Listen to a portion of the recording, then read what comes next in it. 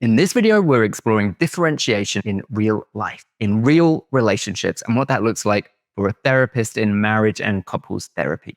I'm going to show you exactly what it looks like using real life examples of enmeshment in marriages and relationships from the show Couples Therapy. If we've not met before, my name is Oliver and I'm a family and couples therapist in Los Angeles. And I love talking about family systems, thinking systemically, and helping people understand how important and practical Murray Bowen's concepts of differentiation of self. If you're a therapist, you'll probably see enmeshment in marriages and relationships all the time in the work you do. And if you're a newer therapist, I figured I could share some of my thoughts on differentiation in real life relationships as we look at couples interact in this great TV show, which I'm sure you have already watched in grad school. So first of all, let me dive into the 101 of differentiation of self. So an overly simplified way of thinking about someone is to imagine them being made up of their thoughts and feelings and self and other. Now, the thoughts and feelings part is fairly straightforward. One's cognitive and the other is emotional. And in theory, we know the difference, but more on that later. The self and other part of this idea delves into the weird way my brain has mushed up object relations and some of the things that Murray Bowen talks about in differentiation of self. So we have an internalized sense of self that remains stable over time. Hopefully, it tells us who we are, what we've been through. It gives us like a narrative of ourselves. And a little side note, just for context, this historical timeline of who we are gets disrupted in trauma when there's overwhelming events. And therapy is in part about putting that timeline back together in order. And on a separate note, severely psychotic people don't really have a stable sense of self. We also carry around an internalized sense of other. So that's our caregivers, our partner, my dog. So when I'm working late at night in the office to catch up on some notes, I'm likely to lose track of time, but the internalized sense of the other person, my dog or my partner, pops into my head, and I can imagine that they want me to come home and feed them or walk them. It's not actually my dog calling me, it's this internalized sense of other. A fully differentiated person is able to keep these four things separated. They have a lovely, healthy boundary around them, and thoughts, feelings, self, and other are all separated out and equal in size. This is the pinnacle of psychological maturity. This person can have thoughts about their feelings about their thoughts. They can keep the feelings and thoughts about their self separate from the feelings and thoughts they have about other people. And as a result, they make decisions that are responsive rather than reactive. There's more choice when we're differentiated. The bad news for you, if you're new to this idea or haven't seen any of my other videos, is that you're nothing like this. No one is, including myself. We're much further down this spectrum of differentiation, and we look more like this. Thoughts, feelings, self, and other are all mushed up. We have those porous boundaries around us, and all of that space gets filled with chronic anxiety. Let's start with what it looks like when thoughts and feelings are all mushed up. So we all understand that thoughts and feelings are separate aspects of our mind and potentially even our brain, right? But Murray Bowen noticed that actually in our day-to-day experience, they get blurry and confused. So how many times have you asked someone how they're doing or, more specifically what they're feeling? And they say, oh, I feel like this sunny weather is really good for me. It's not a feeling. That's a thought. It's a thought that is conveying a feeling, sure, but it's not like they said, I feel optimistic and playful today. So those feelings got mushed up with thoughts about weather. So it was an indirect communication. And in my work, I want really direct communication of feelings. Sometimes thoughts and feelings become unstable. Someone who's using too much thinking or too much intellectualizing is obscuring their feelings with thought. Now, I work with a lot of men, and I'm going to make a horrible sweeping generalization, but in my experience, at least, it seems that men have a horribly hard time accessing feelings and are generally more thoughts-based.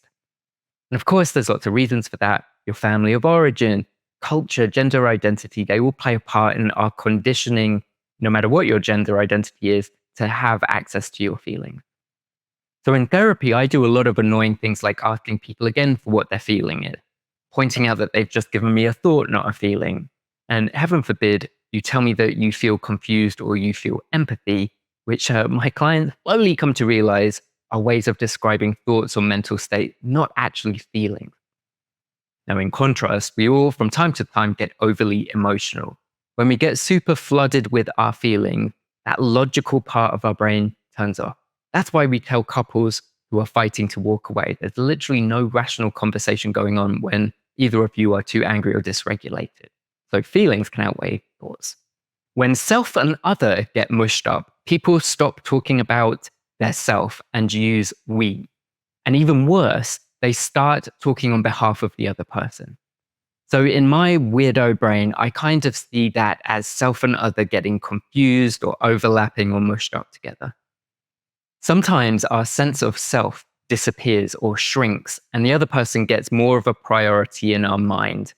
So if my partner or my dog, just other, were much larger than me, I wouldn't even consider staying late to catch up on my work at the office because myself would not be the priority. I'd be more focused on my dog's needs than my own. Chronic anxiety is in the mix of all of this. A fully differentiated person responds to life rather than reacts to it because they have less of this chronic anxiety, which tends to push us into automatic reactive behaviors. They have this nice solid boundary around them, which means they're less likely to be swept up in the emotions of other people, remain true to a sense of self. So this person isn't going to get sucked up into groupthink or mob mentality unless they choose to do it, I suppose. Now, an undifferentiated person like you and me has all of this space, which gets filled with chronic anxiety. This is a background anxiety that is different from acute anxiety we feel when we have a panic attack or when we're about to take an exam. It's subtle, and we really only know that it's there when it shows up as symptoms in our relationship. So what does all of this look like in real life? Well, I thought it might be helpful to show you some of the things I see in these clips of couples therapy. And I'm going to break down how differentiation and enmeshment appear to me after each clip that I show you. I do need to make a really big disclaimer here before you get all riled up in the comments and think that I'm not doing a good job as a therapist. I'm making my comments and observations based only on the clips that I play and what is being said, like the actual words. So I'm not taking into account previous episodes, personal details, and specific issues that the couples are coming in with. So you have to take what I'm saying with a dose of reality. I'm just looking at clips. I'm not really doing a full job as a therapist here and responding to the obvious things going on between the couples. But on that note, if you want me to do more of a deep dive, let me know in the comments and I will think of a way to go in more depth with one couple or maybe several couples to try and explain things systemically and go beyond just differentiation and enmeshment. And there's plenty more in Bowen theory that I could talk about. Okay, let's start with these two. So how do I not understand you? Perfect example. You feel that I need affection. Mm-hmm.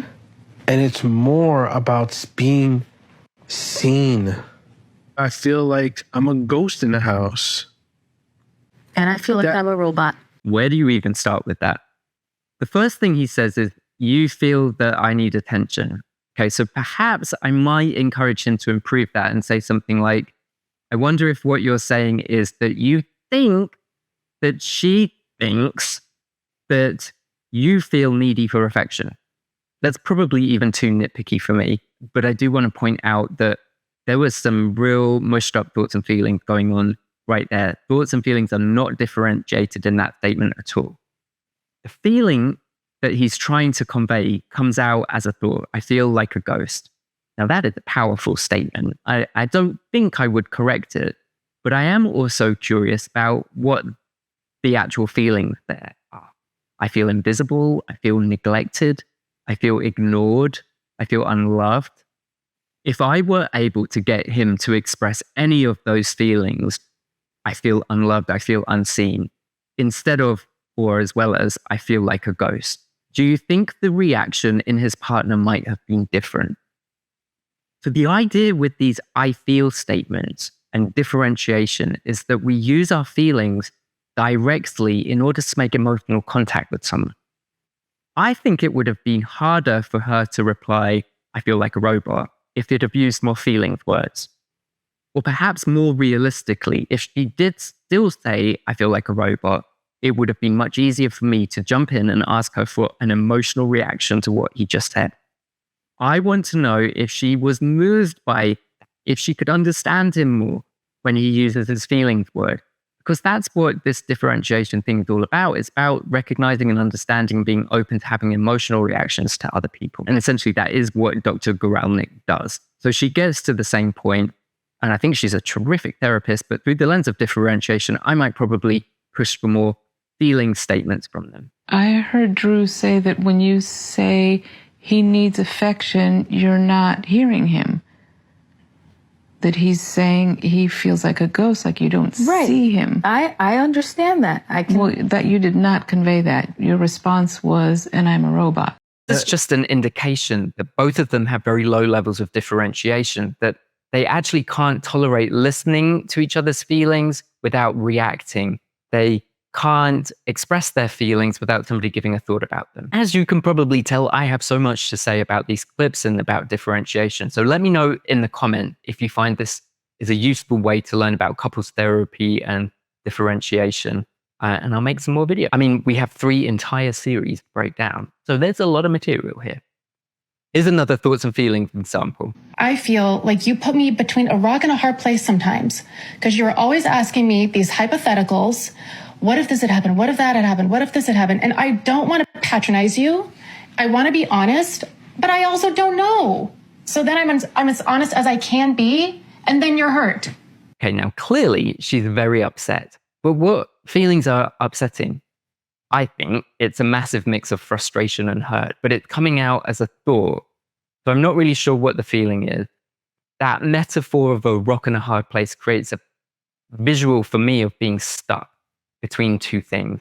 And that might be a really great way to describe her experience. But I would really want to know, what are you feeling? If it's anger, I think that would be even more important to articulate directly. And we can go on about anger later. But it is hurtful. I know, but I don't know. So if anything, I'm going to But that is the truth. Yeah. Literally, but I don't know. It is hurtful. And listen. Now, I don't know the context here. I didn't watch the entire series to know really why Orna said that. It doesn't seem to be aimed at clarifying this person's emotional state, which I would want to do immediately. It sounds to me that perhaps she's feeling a bit harassed by her partner's grilling or interrogation. The other thought I have about this is how he's using her to manage his anxiety. So whatever the situation is that they're talking about, he's obviously quite agitated about it and not sharing his feelings. So in this enmeshed state of being, the only way that he can get relief from that anxiety is to get an answer from the other person. The correct answer will soothe him. Now, you and I both know that there are many other ways to soothe that anxiety. So it's an indication that he's not separating out his thoughts and feelings. So he's not saying, I feel anxious and I don't have the answer to this. And I think that answer will make this feeling go away. But if she doesn't have the answer I can try and think about how else I might calm my fears down, or another way that I can get the information. So that's what's going on. You want to be honest, which is brave. Yeah, but it always fucks me over. It doesn't fuck you over. It means you have to bear the consequences. I know. It's like you want to be honest, but you can't stand what's coming back at you. The clip ends here, so I'm not really sure where Orna goes with this. But where my mind goes is to a fusion of self and other. So let's imagine this blissful, non-existent scenario in which you and I are both fully differentiated people and we have a separate sense of self and other. And let's imagine I tell you with a genuine apology that I can't make it to your dinner party tomorrow. And you might express some feelings of disappointment and perhaps some frustration with me that left it to the last minute. Now, because myself and other are separated, I don't think I actually have to bear the consequences. Those are your feelings. And write this one down, it's a good one. Disappointment is the feeling that arises when someone doesn't get what they want. It's a natural emotional response to not getting what you want. So I don't enjoy knowing that you're feeling disappointed, but I don't think your disappointment is my burden. It's just what happens to every human being when they don't get what they want. But if we had a mushed up self and other, that might be very different. I might not actually cancel dinner. I might ghost you. Or I might show up even though I have something else to do because I would be taking full responsibility for your feelings and would not want you to be disappointed. And I would prevent you from having those feelings by sacrificing my own need for yours. That would be a self another situation. In enmeshed couples, they take too much responsibility for the feelings of other people. This lady is feeling responsible for inflicting disappointment on her partner, which is just not true. The self and other are separate. One person is having an emotional reaction, that's it. Right? So when people are enmeshed, they tend to look to other people to soothe their own feelings and protect each other from having feelings. So here's another example of a self and other situation. And again, please let me know if you're finding this useful by leaving me a comment. I could literally make another 4 hours of content on what I see going on in terms of Bowen theory. And we've not even touched things like triangles or overfunctioning and underfunctioning, which is all apparent to me in some of these clips. Give her the reason why you say that. Because you don't want me calling you at work. Why don't I want you calling me at work? Because work is very important to you. She will call 20 times a day, right? And she expects me to pick up 20 times. And every single time, it's nothing important. And if I don't answer that phone... Well, I guess it's important just in the sense of establishing a connection. We just spoke. Well, people have different needs. I don't know about that one, Orna. Calling 20 times isn't really about establishing a connection. It feels like this is an action. And it feels like it is an action that is riddled with anxiety. So for me, it sounds like another version of a self and other situation. There is an anxious focus on other in the moment when she's calling him over and over again. Where is he? What's he doing? So Bowen talks about the family projection process in which both parents anxiously focus on their child as a way to distract themselves from their marital issues. But at the same time, that anxious focus will actually impair the child's development and make them more susceptible to clinical issues. So what that means is the parent focuses on their child, other, with this anxious fear that something's wrong. So in the parent's mind, other is getting larger and larger and larger. The child's experience of all this anxious focus actually impacts them. So you can imagine maybe what it's like if your supervisors and all of your colleagues were watching every therapy session that you did through some weird Big Brother setup. You would be so self-conscious that you might actually start making more mistakes or fumbling your words or second-guessing yourself. And those mistakes that you make, those fumbles that you make, actually make your supervisor and all your colleagues work even harder, which make you more anxious. So when parents anxiously focus on their child, the child is likely actually to behave differently. And that actually confirms all of their parents' fears that something's wrong. Other is now really big. And then the parent treats the child as if something is actually very wrong with them and takes them to the therapist, that's you, to fix the kid. So what could be going on in this clip is a mini version of this. And I think it feels true, at least in terms of the anxious focus of the other, because he's getting call after call after call. And the more calls he gets, the less likely to answer the phone. And that makes her more anxious and more likely to call. Then when she finally gets me, this is how she greets me. Where were you? What were you doing? I'm like, babe, I'm at work. Why didn't you answer the phone? All right, you got me now. What's the emergency? No, why didn't you answer when I called? Because I was busy? Maybe? Give me the benefit of the doubt. I'm at work, babe. Is it possible that I could have been busy? So when the wife actually does get him on the phone, there's no communication of her feelings. It's all thoughts about his behaviors. Where were you? What were you doing? So for me as a therapist, I'd be wanting to help her build some introspection here. So when you didn't get an answer the first time, what were your thoughts and what were your feelings? And then what happened? Because you called again, right? Because you felt anxious, right? So her thoughts were saying something like, oh my God, this is it. He's cheating on me. He always does this to me.